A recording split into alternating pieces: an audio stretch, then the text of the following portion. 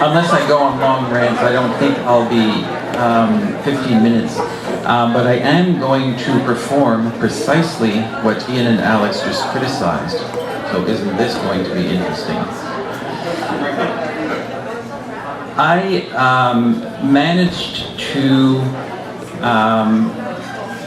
live with a level of risk around the possibility of being HIV positive to a level that was acceptable to me for the first 20 years or so of a sexually active life, which has been great.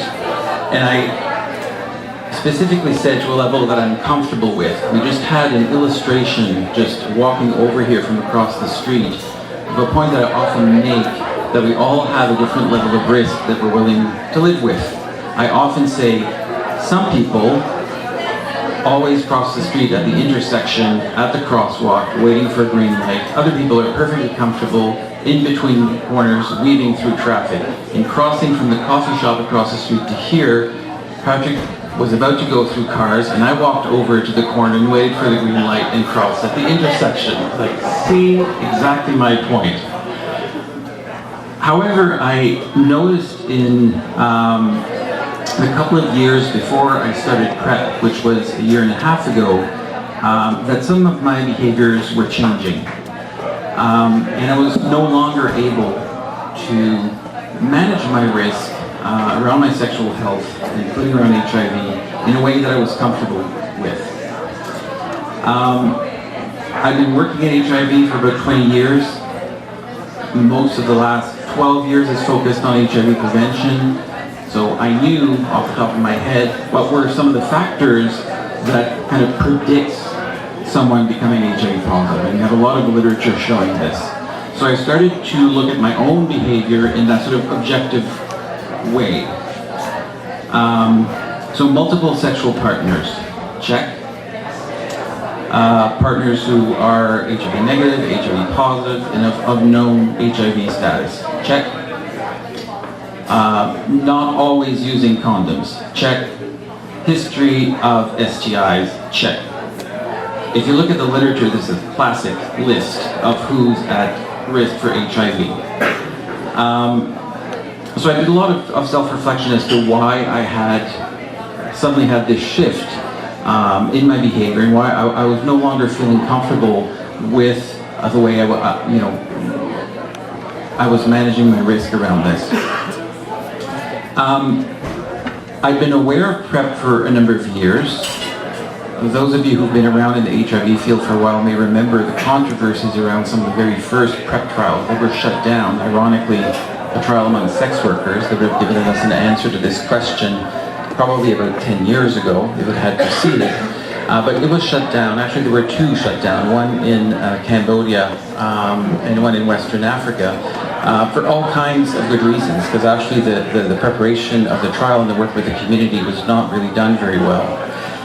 So I've been tracking on this for 10, 12 years, except that for those of us who work in HIV, there's this sort of mental thing that we do all too often, is that when we think about community members, it's always other people. It's never about us, as though we're not part of that community, either as HIV negative or HIV positive people. So it's those people. So always when I would look at PrEP stuff, it was about these potential other people who were at risk of HIV. So I actually went back and reread a number of resources that I'd already read, but this time thinking about them in terms of my own personal experience. And what is interesting is that, and this happens a lot for people who are exposed to the idea of PrEP, initially I certainly thought it was a very bad idea indeed, and didn't think that it would really make much of a difference, that it's not something that we should make available. And all of a sudden I was finding myself a few years later considering it for me to use personally.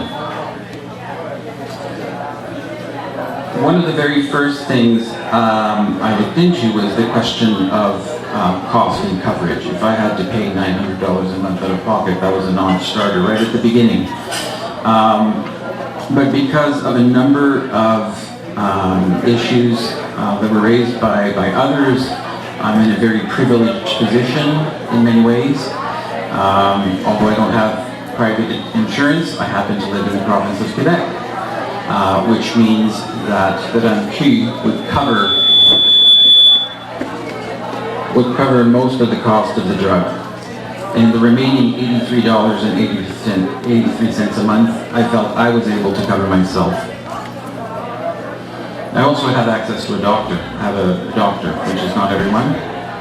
I happen to have a gay doctor, which is not everyone, because you have to have a conversation with your doctor who's going to agree to a prescription that includes admitting certain behaviors that perhaps is not comfortable for everyone to talk to with their doctor. He also works in HIV, so he actually knew about PrEP.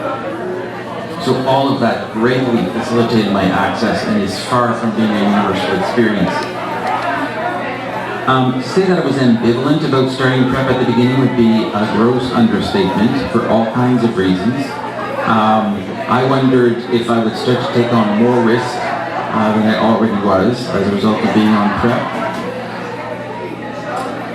I was also very torn and remain conflicted about this whole idea that was raised by others about why is it that I would have access to PrEP when the majority of people living with HIV in the world don't have access to treatment. How fucked up is that? And to see how easy, relatively, it was for me to access PrEP is completely ridiculous when you consider, again, the majority of people globally who need access to treatment don't have access to it. I had some concerns about the toxicity and the side effects, but I experienced some of those. And also, another issue around cost was not just can I afford it out of pocket, but we're all paying for my PrEP out of our pocket as taxpayers. And so I had a lot of questions about that. Like, is it really, am I worth it to having this cost covered by everyone else? In the end, despite all those concerns, I decided to start PrEP about a year and a half ago. I haven't experienced any side effects. I haven't really seen any changes in my own behavior since being on PrEP. Rather, and this is common to a number of people that I've encountered who are in PrEP, is that PrEP was introduced at a point where already my behavior had changed at that point. As far as I know, I've never missed a pill in the last year and a half. And PrEP for me remains one of a number of strategies that I mobilize in terms of managing my own risk around HIV and STIs. Condoms, in some cases, are still a part of that. Knowing what the effect of treatment on viral load is for people who are HIV positive was before I started PrEP and remains now an important strategy for me. Sero-sorting, but not in the sort of traditional kind. I think a lot of negative guys have come to understand that if you're going to have condom-less sex, doing so with someone who's positive with an undetectable viral load is a much safer bet than with someone who says that they're negative and may think that they're negative, but they might not be. Seropositioning in some cases, managing numbers of partners. So it's been added to a number of prevention options that I use. Really, the biggest impact for me in terms of my own life for using PrEP has been, as was mentioned earlier, a reduction in fear and anxiety around HIV. I haven't experienced any side effects other than that quite positive one.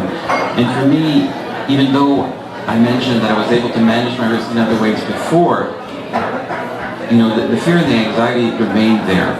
There's an American blogger, Marc He has a blog called My Fabulous Disease. And he wrote in the last year an article called something like 10 things that positive guys want negative guys to know. And then he also did a follow-up video where he interviewed a number of HIV negative guys. And so I was watching that video, and the guys were talking about their relationship to HIV as negative guys. And a number of them, of course, talked about, you know, the fear and anxiety and the stress around HIV. And it hadn't sort of dawned on me until I watched that doesn't exist anymore for me. And I never thought after 20 years that would be a time where I can be sexually active and not have that fear and anxiety go hand in hand with it.